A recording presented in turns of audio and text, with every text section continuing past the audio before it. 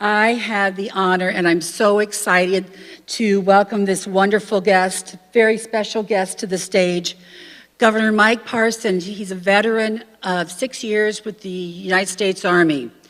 He served 22 years in law enforcement, 12 of those as the sheriff of Polk County. He served in the Missouri House of Representatives 2005 through 2011. He served in the Missouri Senate from 2011 to 2017. And then he was lieutenant governor from 2017 to 2018. Please help me welcome the 57th governor of the state of Missouri.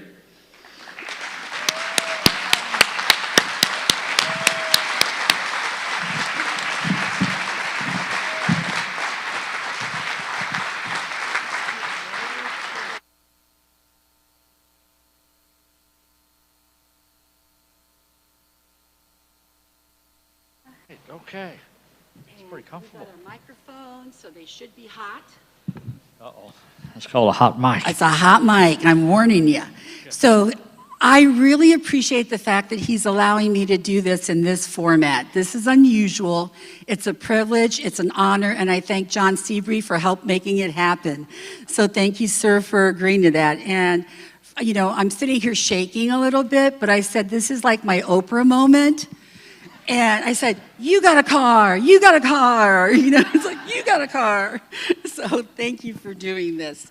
I was really happy when I was reading your bio, and I wanted to share just a little bit, few more details about you. Yeah, I mean, you truly have a servant's heart. And you could tell that by everything that you've done and everything you've accomplished. And I admire people like that. So I just wanted to say that up front. But I also wanted to say that, you know, realtors, we're naturally very social people. So being in this environment is very important to us. And thank you for coming and sharing that with us too. And we've also got a huge amount of people watching virtually. So we're live streaming this event also. So there's some, you know, even though I did the bio, there's some other fun facts about the governor that I wanted to share with you. So he owned a gas station. He bought a gas station in 1984, and guess what he named it? Mike's. Yeah. Yep. And then he eventually went on to own several more. So he had, was it 3 gas stations? So was that a monopoly back then? Yeah? It was a big deal back then. It was a big deal back then. Yeah. I owed more money than I ever thought I could pay back, but it worked out good. It worked out good for me. Absolutely. I like doing it. I met a lot of customers that way. Yeah. So were they all named Mike? No, they wasn't all named Mike. There was different ones. We had Derby and different kinds of brands back then, but it was fun. Back then, really the gas station business started out when I was 15 years old. It's the first job I had. I think before they had child labor laws. But I used to work back home in a little town of Wheatland, Missouri, and I worked for a guy there, learned how to fix tires and pump gas and wash windows in the day. You know, I met a lot of great people during that time. I grew up kind of what you said. I listened to successful people that I got to be around sometime, many of them in the real estate, because real estate has always been something. People involved in real estate normally have been very fortunate in their lives to accumulate and have things. So it was always interesting to talk to those people, see how they done it. But I learned a lot through that in the gas stations at 15, and then later on when I come out of the Army, that's what I knew how to do. So I went back to it. And so then how did you're 3rd generation farmer, so how did you get to own the cow operation in Bolivar? Well, that all started off my Sunday school teacher. Actually, how I got in the cattle business, she gave me a blind Hereford heifer that everybody thought was going to die. Blind Hereford heifer. When I was young, and everybody thought it was going to die, that's why she gave it to me. And I fooled around and got the calf to live and got it to grow up a little bit. And finally got it where it could see a little bit. And when I went in the Army, my dad kept that heifer. And when I got done 6 years later, coming out of the Army, my dad had kept it, and it had a little calf, and another calf, and another calf. When I got out, I had like 5 or 6 cows, and that's how the cow career started. And I've just been, I grew up on a farm, and I love living on the farm, and I enjoy going back there to this day. That's where I aim to go back to. Matter of fact, the media asked me the other day at Jeff City, they said, Governor, this big Senate race is coming up. Are you going to run? Are you going to run for that? I said, let me tell you guys something. Let me make this real clear right here on the public record. The only place I'm running is home as soon as I get done with this governor's race. That's where I'm headed. That's where I'm running to. And that's it. That's great. I'm also that you worked as a sheriff's deputy in Hickory County, and then you transferred to the Polk County Sheriff's Office, and you were an investigator there? Yeah. When I went in the Army, I actually was in the MPs, and I worked my way up to military police investigations and got signed to the Criminal Investigation Division of the Army. All of those things took special requirements, but I had a high school diploma, so every time they said, well, you got to take this training, you got to have this, then I had to go out there and I had to figure out how to get that done. And then I got to be, when you went to the CID, said you had to have an associate's degree to get in. I said, well, how do you get in if you don't have an associate's degree? Mm-hmm. And they said you had to do ABCD, so I did ABCD. And then when I come out, I got the opportunity to go to FBI training, to homicide investigations, to about every kind of training you could have the military would give you. So when I come back, Polk County was needing investigators, so I went to work for them for a while at that. And then later, history becomes known as I became the sheriff there of Polk County. But always had that in my background. I always enjoyed it. I enjoyed the law enforcement, but 22 years of it, I was glad to walk away too. I've seen a lot of things in my career that, just tough is all I got to say about it. People don't understand. I mean, you don't remember. I mean, I just had a short career in law enforcement. My husband is an officer for 16 years. And I'm just going to say you and my husband have a lot in common.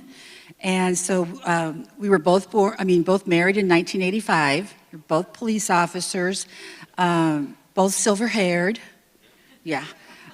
Silver foxes, I wrote down, is what I wrote down. I said silver hair. We both have 2 kids. And you may not realize this, but you and I have a history together. And so go ahead and roll it. Yeah. I don't know if you can see the pictures. They're going to show some pictures up there on the screen. Yeah.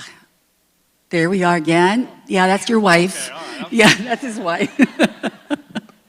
And we were at your inauguration, and I can't tell you how proud we were to be there.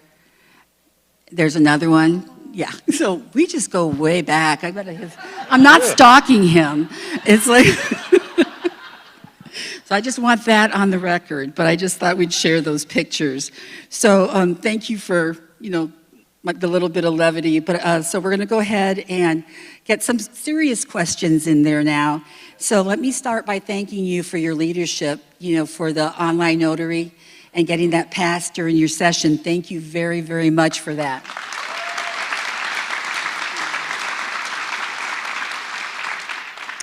And I'd be interested in hearing your thoughts as governor about being governor during the time of COVID and some of the legislative victories that you've had during this past year.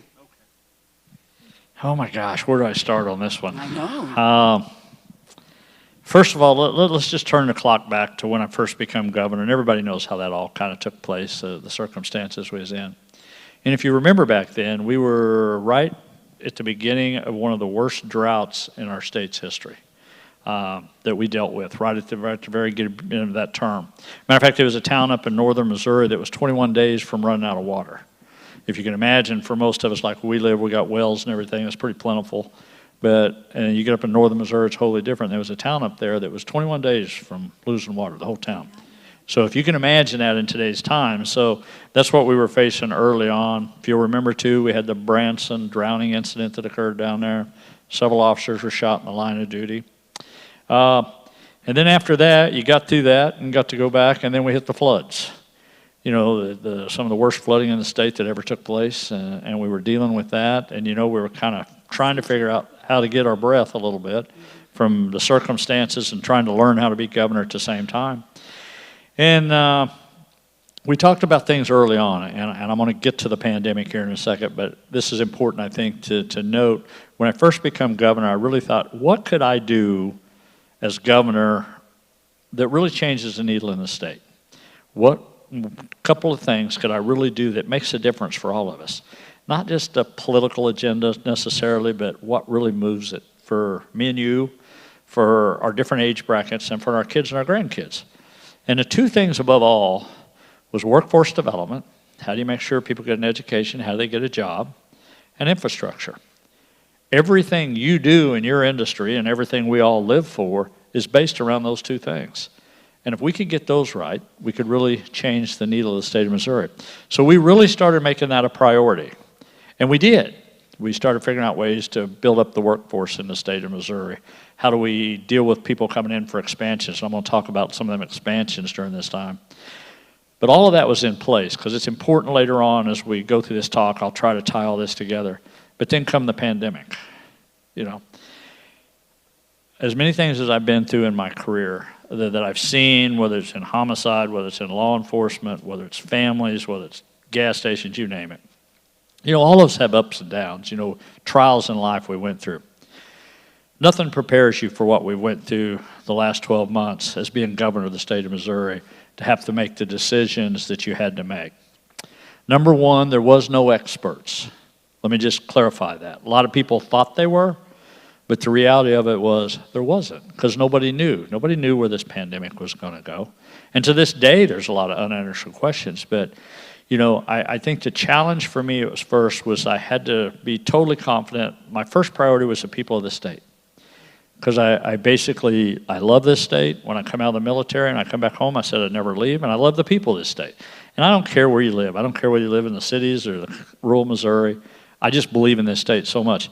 But my first priority was try, how in the world do I balance the state of Missouri when there's so much outside pressure to say, you have to do this, Governor.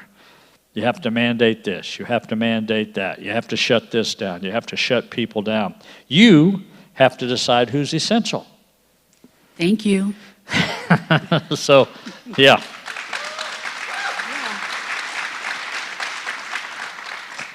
So first of all, and most for, I had to decide what's really at risk here. What's the fundamental things we all go back to when you have to make decisions? It's all about experience. It's about life's experience. It's about what you believe in.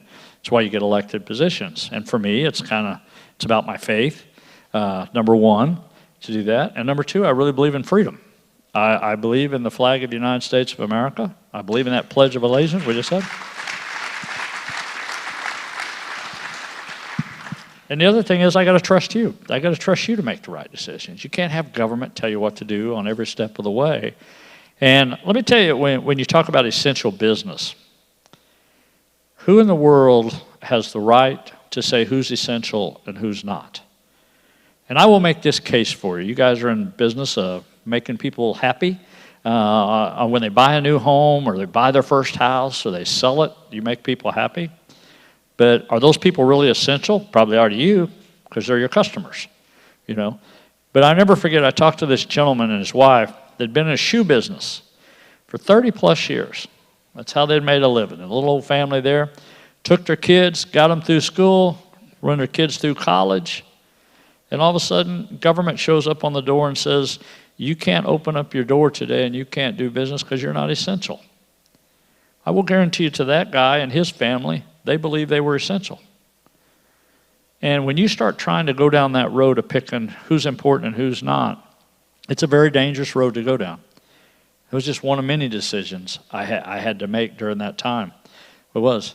Again, it's not, the governor has tremendous powers if you want to utilize them.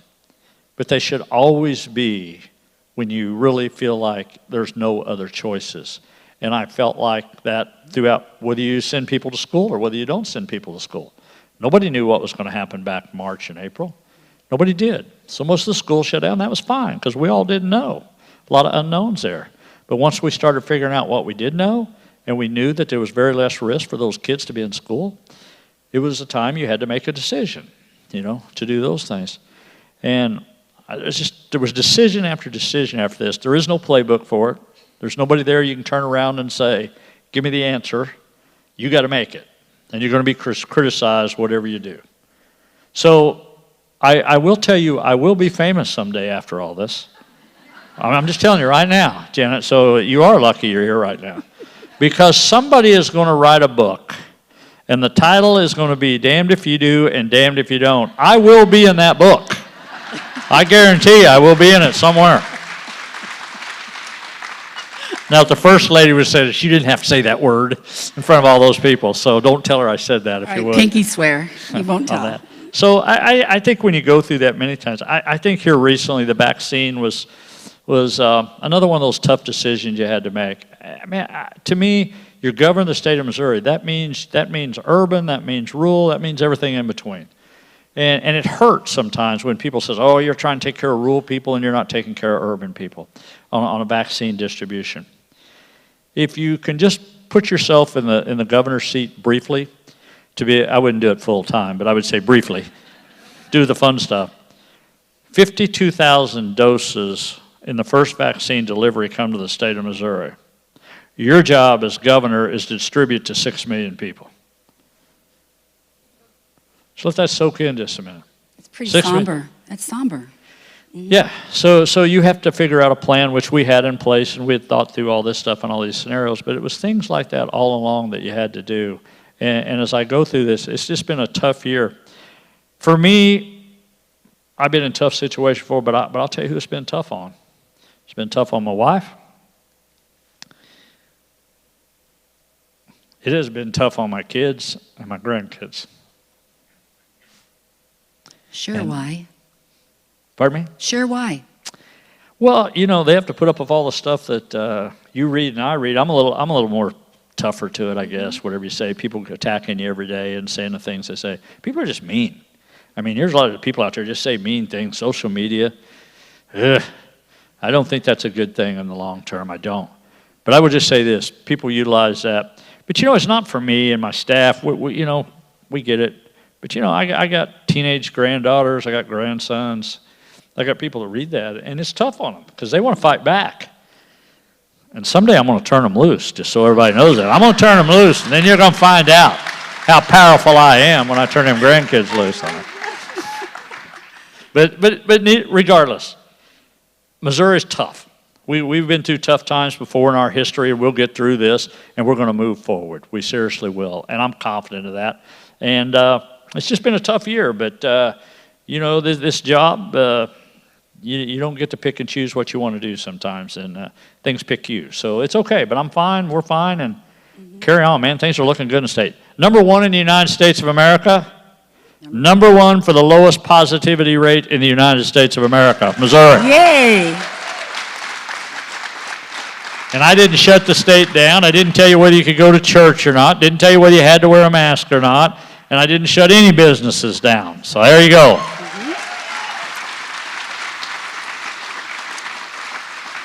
You know what? I can totally relate to what you just said because, and I'm not comparing me being president of the largest trade association in the state of Missouri, but when we decided to go live in January, we took a lot of heat because we were the first association to go live. And the way we did it was so exceptional with our staff and how we did it. We had, you know, the physicians in place and the testing that, knock on wood, okay, you know, no one called in and said that they felt ill after we had that event. So I was like, thank you, God. We pulled it off. And guess what? Other states are now having events just like we are. So. There's one thing we do have in common. This is the first time I've been at a major event in the last year, and I couldn't be more proud that the rulers of this state that I'm at the first event. Thank you, sir. Thank you, sir. I appreciate it. So we now have a question. Our second question is from John Mayfield, our president-elect. And he has a hot mic, so he's got his question. And John Mayfield has just lost 50 pounds. Turn around, John. Show off. My shirt's too big, so anyway. Thank you, Governor, for attending. We appreciate you and appreciate your support. All of us in this room are proud that real estate contributes so much to the gross domestic product of our state. And last March, there were nearly 10,000 homes in our state under contract that would not have closed had it not been the fact that real estate was deemed essential. So thank you again for that. We appreciate that. My question is, And my impression is we are in better shape than states that have remained so completely shut down. Could you talk to us about the economy, where we have been, and how we come out of the COVID crisis? Yeah, great question. Let me tell you, remember what I first told you? What was the priorities of the governor's office when I first come here? So when you all leave here, you better have this down, because if I ever ask you, I'm going to ask you someday. What's the two priorities of the governor's state of Missouri? Workforce development and infrastructure. And why that was so important, we had that in place before the pandemic ever happened. We had record numbers of unemployment in our state. Revenues were coming up across the state. People were working. We were literally trying to find people to go to work during that time. And we had started investing in the high school ranks, trying to make what we call work-ready programs, where we now have 57 counties in the state of Missouri. And before I get to be governor, we're going to get them all, but have work-ready education opportunities for kids in school. And what that tells you is they're preparing for the workforce of tomorrow. Doesn't matter whether it's security, doesn't matter whether it's IT, doesn't matter whether it's welding, doesn't matter whether it's mechanics, doesn't matter whether it's healthcare. These are the real jobs tomorrow. And first of all, you got to admit one thing in the state of Missouri, not everybody's going to go to college. I'm one of those people that didn't go to college. Matter of fact, 28% of the people in the state of Missouri has degrees. 70% don't. That is your workforce out there day in and day out. But they have to have some sort of training. They have to have some sort of certificate. They have to go to a community college. They have to expand that education after high school. And you got to be prepared. So we had that groundwork in place before COVID-19 hit. Then we also had the infrastructure in place. I made that a priority when I became governor. We passed a bonding bill in my first year as governor, telling the legislators, look, we got to do something about our bridges across the state of Missouri, especially rural bridges. So job was to replace 250 rural bridges is this bonding out. Today, as I sit in front of you today, 150 of those bridges are done and completed. They were the worst bridges in the state of Missouri. They are done on that. Now, on the workforce development piece, how many of you know this stat? We are number 2 in the United States of America for apprenticeship programs right here in the state of Missouri. Number 2. Did not know that. Excellent. How many of you know that we're in the top 10 of the United States for our recovery efforts of the pandemic? Number 10. Isn't that something how we don't, bad news travels fast, but good news doesn't always? Oh, it gets better. Okay, good. So keep on. How many of you knew that we created 10,000 new jobs in the last year? 10,000 new jobs, not jobs we lost, replaced, 10,000 new jobs. How about Belton, Missouri, Chewy Pet Food up there? 1,200 new jobs. Amazon in Republic, Missouri, 500 new jobs. Central Federal Services in St. Louis, 1,400 new jobs. And I will go on and on. 10,000 new jobs, $1 billion worth of investment in the state of Missouri during the pandemic. That is in the top 10 of the United States of America because of those things we put in place before this pandemic era. That's because they work. So we continue to build on that. From the day the pandemic started, back in March, when this all took place, I called my economic development team in and says, look, I don't know where this is leading, but it's not good. But we've got to be able to have a plan in place for our recovery as the economic front. What do we have to do to keep our businesses open, to make sure we take care of small business and start executing that plan? That was almost 10 months ago, probably that plan was executed.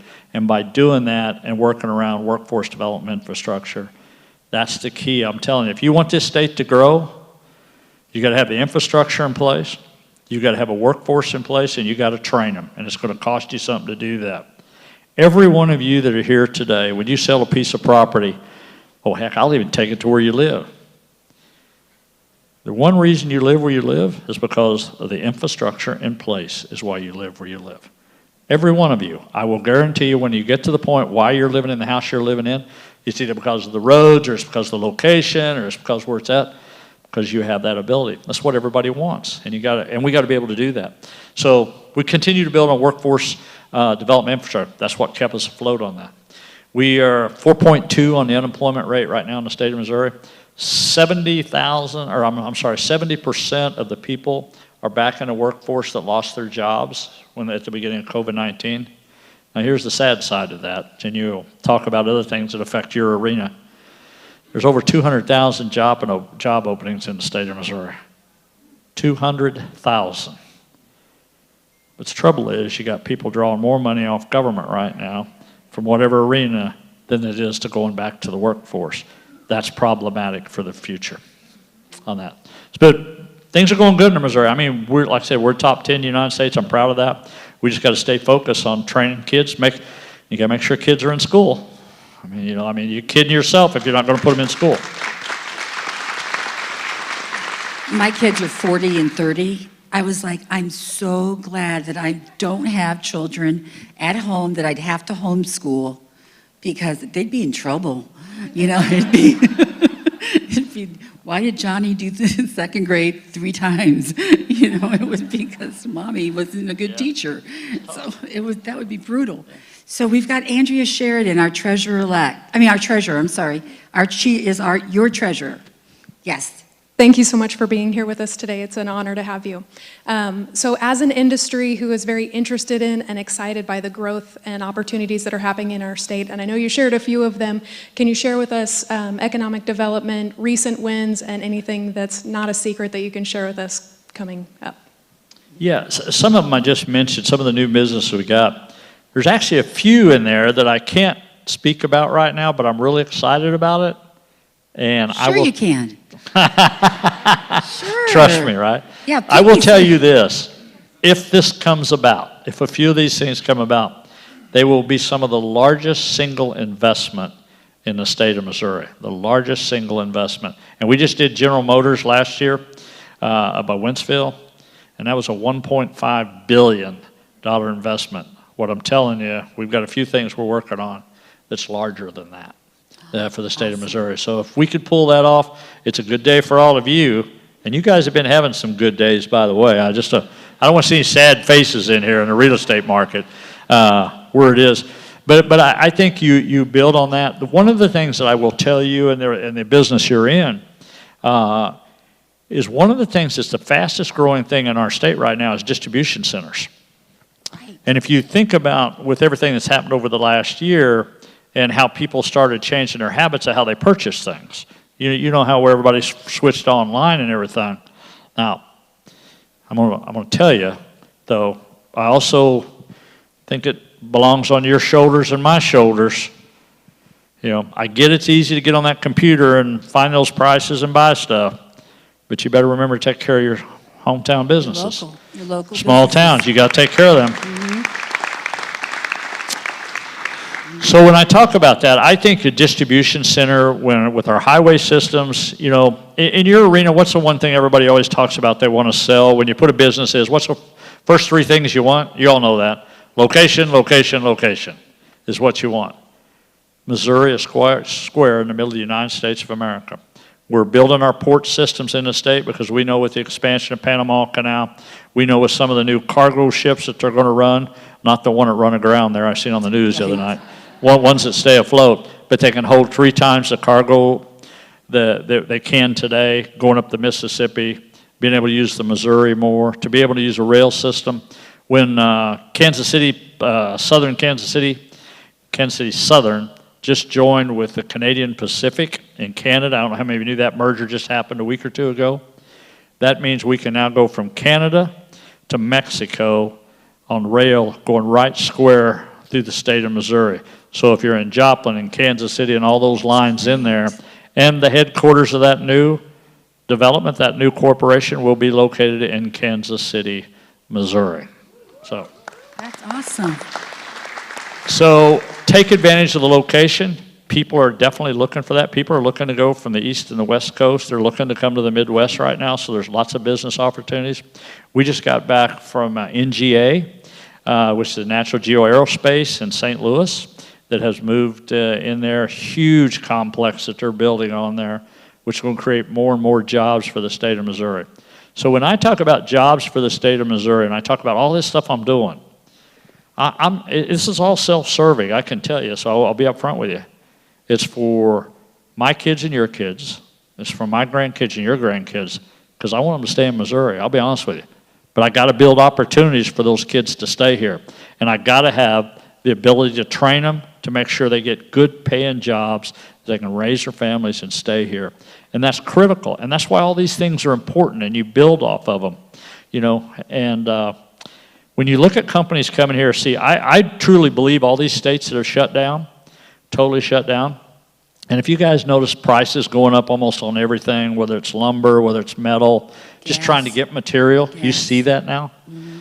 Well, I think there's going to be an opportunity for Missouri to reach out to a lot of these other states' business there, says, hey, why don't you come to Missouri? Number one, we're not going to shut you down, and come over here and do some operations. And there is something to be said for that. Because people now that were on the bubble of thinking where they want to move from Kansas or Illinois or name it, will take another second look at us. So I think there's opportunity to that. So we're going to hustle that and try to bring businesses here.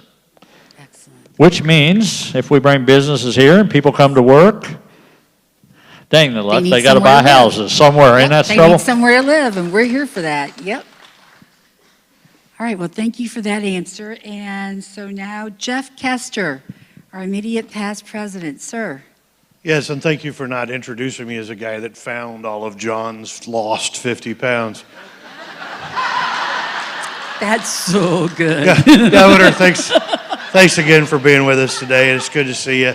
While a whole lot of people in the world think that landlords are all just a bunch of rich people, they're really usually just mom and pops or hardworking people that are in the kind of a small side business of owning property. And the federal eviction moratorium's been pretty rough on them. Recently, you signed a bill that's been very beneficial to those folks in Missouri. I think it was House Bill 16. Could you tell us about that and why you did that?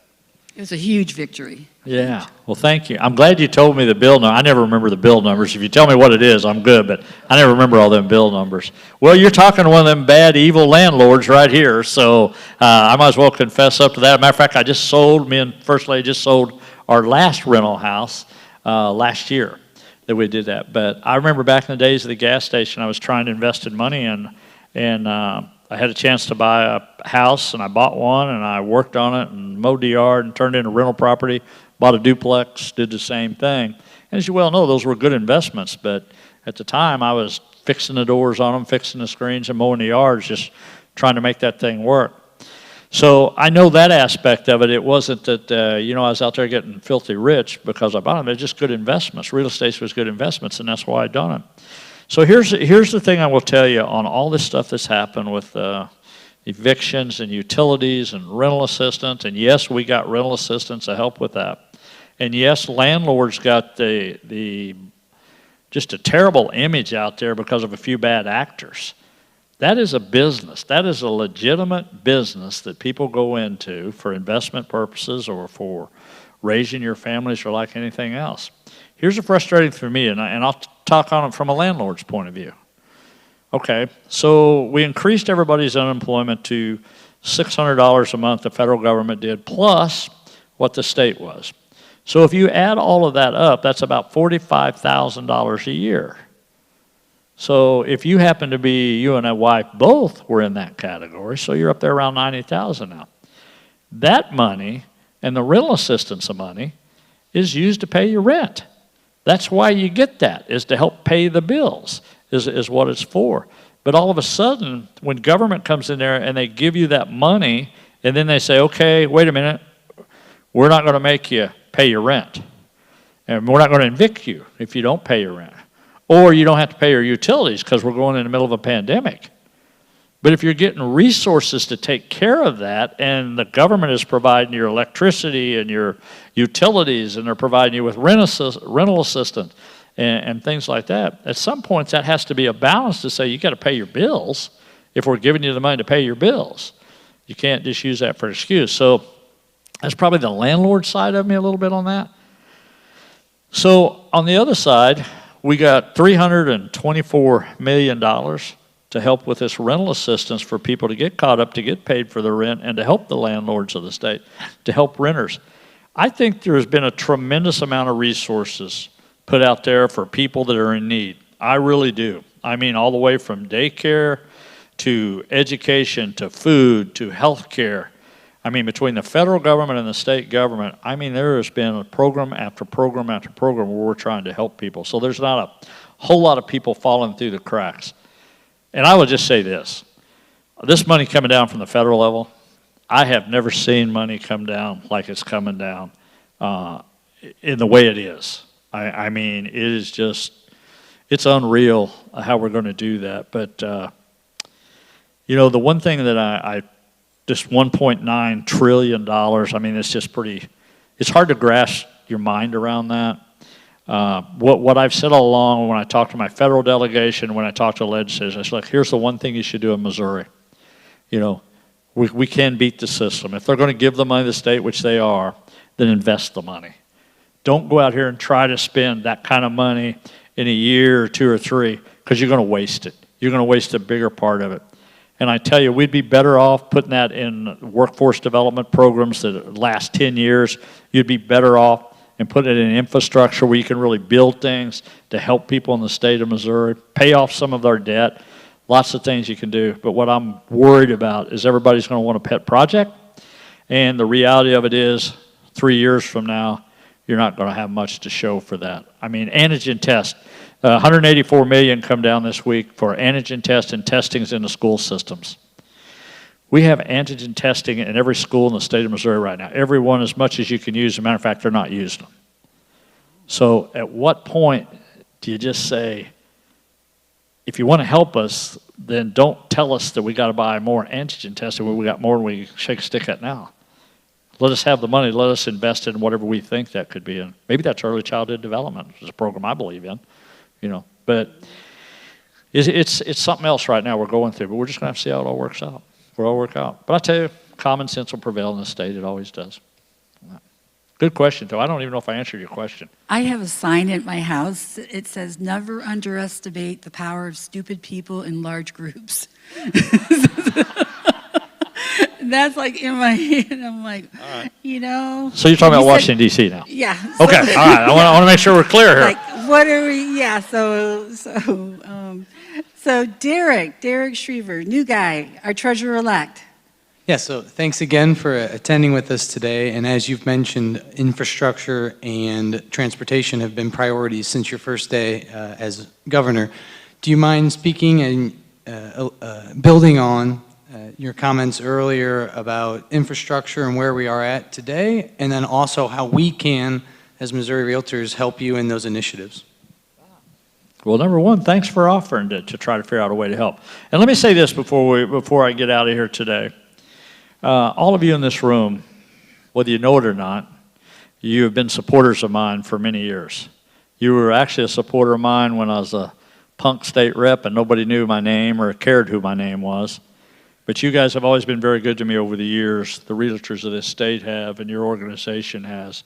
And just recently, when you helped me win a governor's race that I never dreamed I would be running in and never be in the position of the governor of the state of Missouri, you guys were very faithful to help me all through this and to where I'm sitting in front of you today. But it was because of a lot of you in here, it's because of your organization. So I want to personally, first of all, thank you for that before I answer that question on that. So, well, thank you for your thank you. Now, what was your question? What was the question? What was it? I'm sorry. It's about the transportation and... Oh, how are we going to build on what it was and how are you going to do it? Notice I said how you going to do it. That was a key word. So here's what I think you got to do. We still got to build on infrastructure in the state of Missouri. We got to figure out a way to fund transportation in this state to do a better job, because that's where the future is going. That's where technology is going, and we got to be prepared for that. So number one, we got to do something about highways and bridges. At some point, we're all going to have to face the fact you got to do something with I-70, and you're going to have to do things. Now, we were able to do Roachport Bridge up not too far from here on I-70, which is a big deal. We got that done thanks to Senator Blunt. Washington, D.C. really helped with that. You got the Buck O'Neill Bridge in Kansas City, still on schedule. That was a major project we got done. The I-270 corridor, the largest infrastructure project in the state that we'll be doing up in the St. Louis area. but there is so much more to do in the state of Missouri when you look at lettered roads, bridges, infrastructure, 4 lanes, so many things that would make us so much better if we do that. You have to compete in rail. When I talk about rail and the river ports, we got to do a better job building the infrastructure around it. You know, you got to do something about airports. I mean, St. Louis is a huge hub for us around the United States and frankly for the world, but you can't get a flight in or out of St. Louis hardly, you know, of any size, of any kind of domestic carrier. You know, Kansas City's building a new one out there. I hope that all turns out the way it is. But look, when people bring their businesses here, they want to be able to get here. And people want to be able to fly in here, get off a plane, get a direct flight, and check on their business affairs and leave. And if other states have that and you don't, that's who you got to compete against. So I think it's things like that. The one thing that I think all of you can help with is broadband. If you was never exposed in our state, and for most, if some of you come from rural Missouri, you kind of get it. And I always thought that was a rural probably problem more than anything. But I was in St. Louis today, going from St. Louis to Jefferson County, and there's dead spots all over the place when you leave St. Louis to go to Jefferson County. You got to do something with the broadband in the state of Missouri. Now, we're spending a tremendous amount of resources on right now. But when you ask me what you can do, those are things you need to talk about all the time, how important that is. If you can get electricity in everybody's house, you can get broadband in everybody's house. It's that simple. I read a stat that said like 33% of the people in the country don't have Wi-Fi. And Well, it's because, I mean, that's the whole country, Yeah, they were saying. and let's face the reason why that is. And because if you're in rural Missouri, you're not very profitable to try to get a line to your house.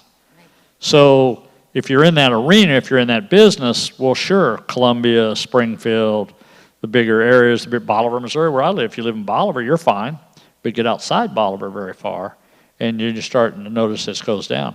There's no reason with today's technology we can't beef that up. And we got to push the utility companies a little bit. We do. You got to push the big guys on the block and say, look, I know you're saying you're making a little investment, but you need to make a big investment. You know, you make a lot of money in these areas, and they do.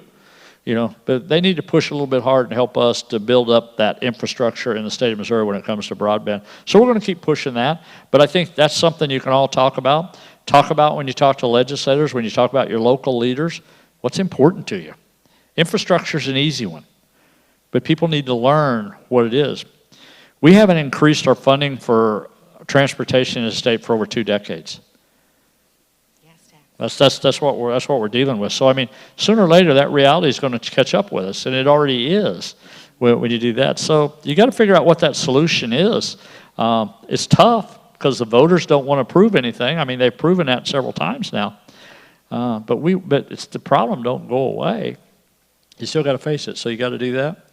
And then I think the other thing is it's okay to talk to kids and talk to them about a trade school.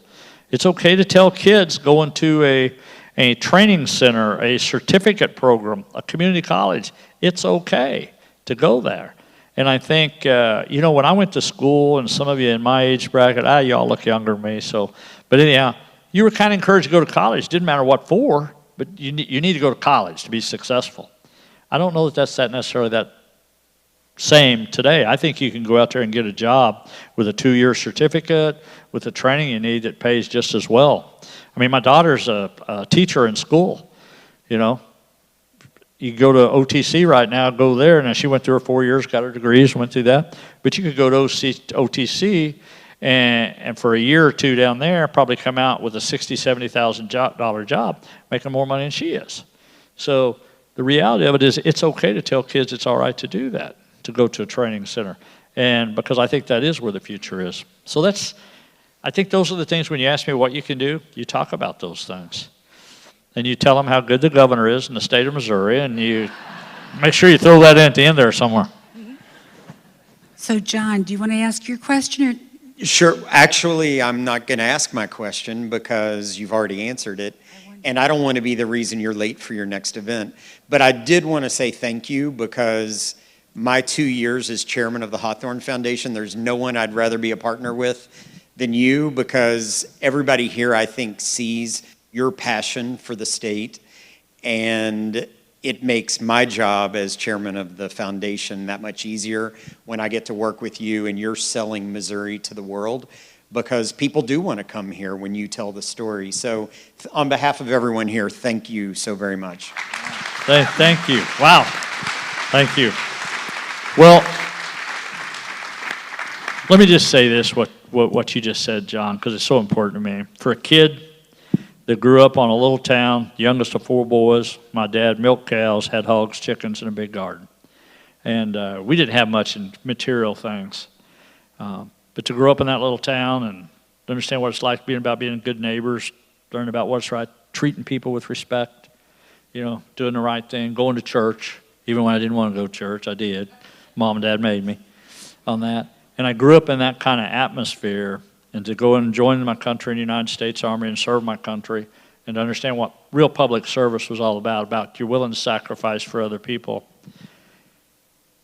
And then to go into business for yourself and to be in law enforcement and just the rest of my career, that's kid from Wheatland, Missouri, a town of 356 that used to check people's oils and fix tires, is sitting in front of you today as the governor of the state of Missouri. Amazing. That's the American dream. That's the American dream. It really is. Now, I know you've got to go, but I have a couple of questions, okay? All right, so your favorite movie, what can you watch over and over? That if it's on, you have to watch it. Well, your favorite movie. If it's on TV, or if you ever do get to watch TV, what's your favorite movie? Well, Open Range would be one of my favorite movies I ever watched. Open Range, I like that one. Yellowstone's kind of addictive too. I've watched a little bit of that crazy. Wow, that's crazy. Them boys are mean. Isn't that great? On that. All right. Oh, some of you watched it too. You're all kind of like, yeah, I kind of like it. I like it. Yeah. Not all those parts in there I don't like. I get it. Do you have any pets? Do you have pets? I got cows all over the place. We had a pet.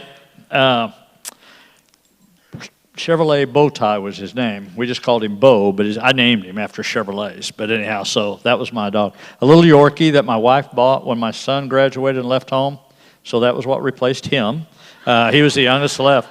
And just got so attached to the little dude, and he'd go on vacation with us and everything like that. But age caught up with him a little bit. And so he hasn't been replaced. And we don't have a time to do that right now with the pets. So what's your favorite comfort food? Oh, it's a cheeseburger all the way. Cheeseburger. Don't tell the first lady I said that either, because after open heart surgery, they said, don't be eating cheeseburgers no more. All right, I'll do what I want to do as governor. And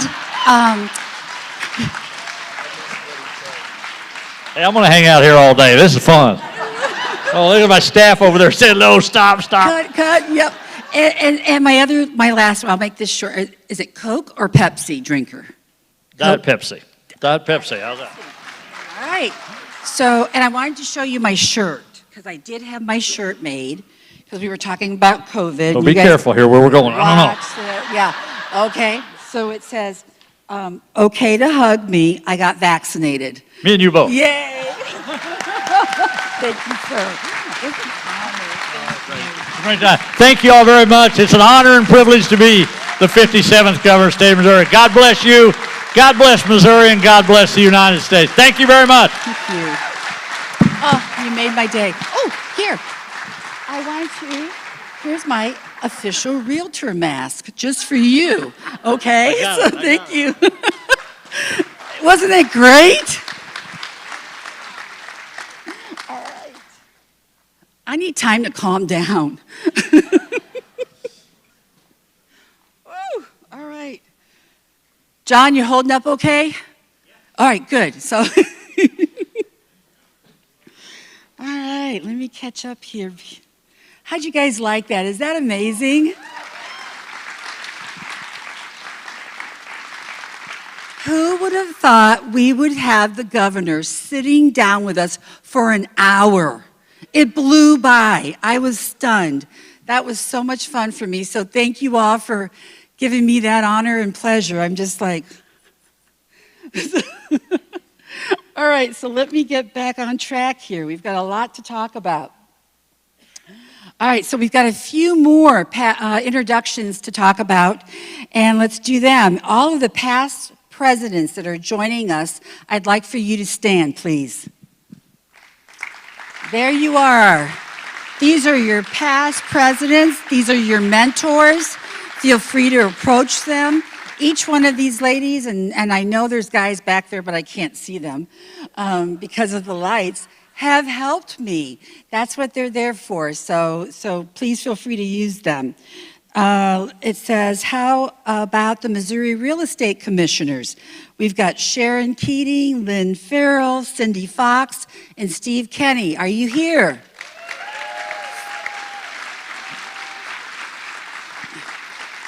Yeah, I can see about just this front, and then after that I can't. And then my executive committee, I'd like for you to stand up. There you are.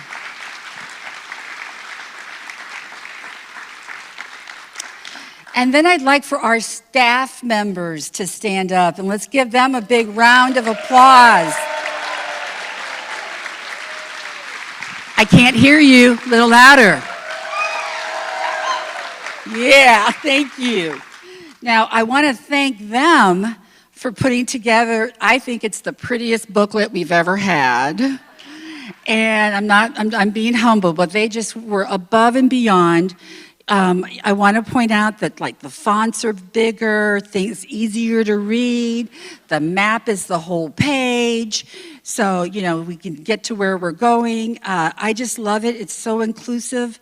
There's so much information in it, and I hope you take it home and share it with people in your office so that they'll want to come too. So I'm putting that on you guys.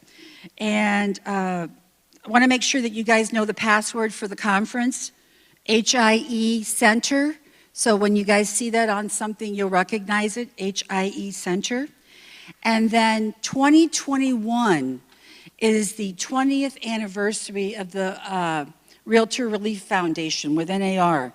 And our co-chairs, and I'm proud to announce that Derek Schriever and Jennifer Dick have agreed to be the co-chairs for this foundation for us to help raise funds for it. So let's give them a round of applause.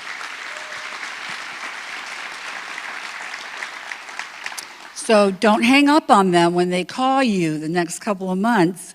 I want you to take their call. Missouri's benefited a great deal from the NAR Relief Foundation, Realtor Relief Foundation, and in 2019 alone, we received $175,000, and that was for the tornadoes in Jeff City and for the flooding that occurred in St. Joe and St. Charles County.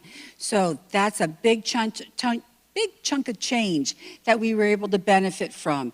And then I also have it on good authority that NAR is going to be having a telethon in September on the eve of the 20th anniversary, so we'll stay tuned for that. So just wanted to kind of put that little bug in your ear. And then I want you to know about a brand new member benefit that I'm so happy about, and it's the tech hotline. And I've used it in St. Louis, through many of, through the years. But I'd like someone, Mark, would you mind just standing up and sharing for a minute what member the tech hotline? Have you used it? I have used it several times. It's a really, really great benefit. St. Louis has been using it for years. Missouri recognized the benefit of that, the state did, and they have adopted it for all of us. And no matter how trivial you think your problem might be, it's free, and they solve it, and they solve it quickly. So kudos to Missouri Realtors for bringing this benefit to all of our members. It's like your own private geek squad. It really is. Beverly, have you used it? Why don't you go ahead and share that? Testimony. Oh, here. Here we go. Thank you. I have the greatest compliments for the tech line. I've probably called it 10 times, and I made a lot of new friends over there during COVID. So if you're lonely, you know where to call. But anyway, because they were all working from their homes, so I got to talking to them. But I had bought a new printer, and I had to call 4 times to get this printer to hook up to the network and to actually print. So if I didn't have this tech line during COVID, I would have really gone crazy. But I made a lot of new friends. I encourage you to call. You know, they can rotary into your computer and make all kinds of stuff happen to your computer. So really, I recommend this so much. Really, I do. Thank you.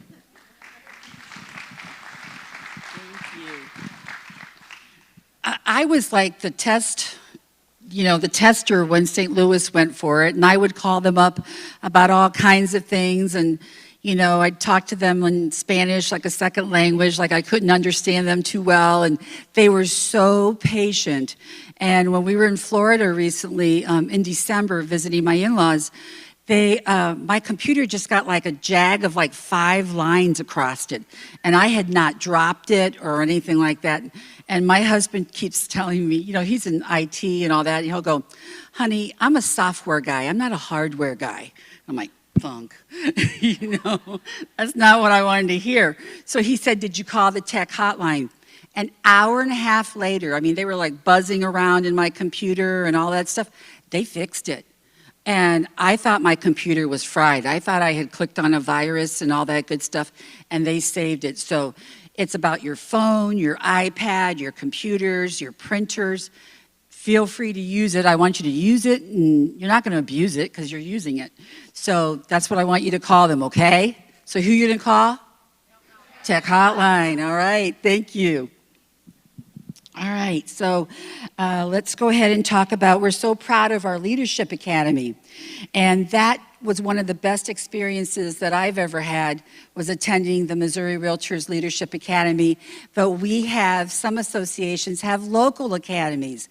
And I want to go ahead and ask them to please stand when I announce your local Leadership Academy so that they're joining us this week here at the conference. So I've got Columbia. If you're in the room from the Leadership Academy, please stand. I've got Greater Springfield, St. Charles, Tri-Lakes, and Ozark Gateway. Yay! I also want to remind you guys that on Thursday, if you look in your programs, we've got on Thursday between 8 and 2, the Mizzou Healthcare Mammogram van is going to be on the parking lot. I think we need to make appointments for that, but that's going to be out there tomorrow. We're going to have food trucks out there on the parking lot for lunch, so you can go to the restaurant or you can come and enjoy the food trucks. And I wanted to remind you guys that the 2022 O2 Leadership sign-up deadline is May 7th. So I just kind of want to put that little bug in your ear. And now we want to recognize the Fairhaven. Charlie Oppler put out the challenge for leaders to do Fairhaven, At Home with Diversity, and the implicit bias. So I've done all of mine, and I'm challenging you to do yours too. So Fairhaven, we have 180 Missouri Realtors have completed that simulation. And if you're one of those 180 members, please stand. Good, good. And for At Home with Diversity recipients, and this is a great big number, we've got 450 members have completed the At Home with Diversity. And I want you to stand if you're one of them. Yeah, great. And so here's my challenge to you. If you're here virtually or, in person, I want you to do your best to complete these 3 components. And it's going to be much easier because now NAR recently held an all-day At Home with Diversity class, and they're making that replay of the class free to you, available for you to watch free. So you can do it at home from at your convenience. So I think they're going to be posting information on that, and they're offering a promotion through May 31st that if you watch the free 7-hour video, do the implicit bias training, complete Fairhaven, then all you have to do is submit a certificate, and instead of it being $75, it's only $40. And so once again, this deal is only good through May 31st, okay? So I hope when we get back together, I'll have even more people in the room that have completed this training. I sat on a number of output groups last week when we were doing that, and I was just so pleased and proud that everyone was following, on the agenda, that the chairs and co-chairs, vice chairs, were all talking about who's not at the table, who is at the table, who can we invite to the table, because it's not about always having the same people there. And so I was really proud of them doing that, but we have to have these conversations so that we can make sure that we're representing our diverse members and increasing that in our constituencies and all that. So I would like to invite Jeff Kester and John Seabury to the stage for a moment.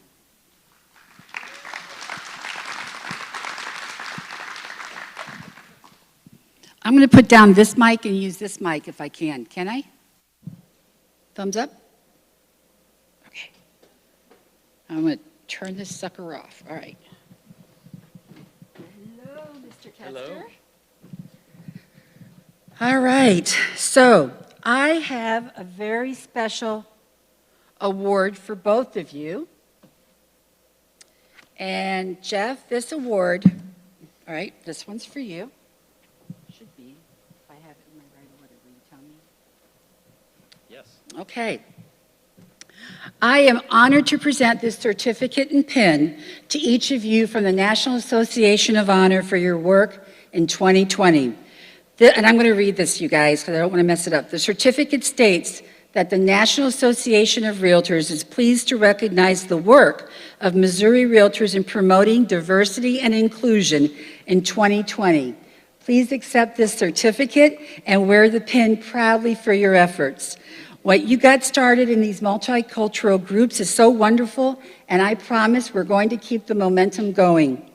We all recently sent in a member's, anyway, I'm going to quit talking about that. Let's give them a round of applause. Isn't that great? Well deserved. And I surprised him, and did you see him wink at me? So he was surprised. So we just recently sent out a member survey, and it was to gauge interest in organizing chapters of both the Asian and Hispanic real estate associations to go along with the 2 NIREB chapters that we have and the new LGBTQ plus Alliance chapter that we already have going in Missouri. So I understand that our LGBTQ plus Alliance chapter is going to be getting together for networking on the rooftop at the Broadway tonight, if I'm correct, from 7:30 to 9 p.m., so all allies are welcome, and we're definitely going to keep working on the multicultural chapters. And so for one more note on diversity, I've discussed with the leadership team that we are going to pursue diversity scholarships for the Leadership Academy and really try to ensure that members from the LGBTQ plus Alliance, NIREB, and other multicultural organizations are participating in our Leadership Academy every single year. So I'm really happy that that's going to go forward.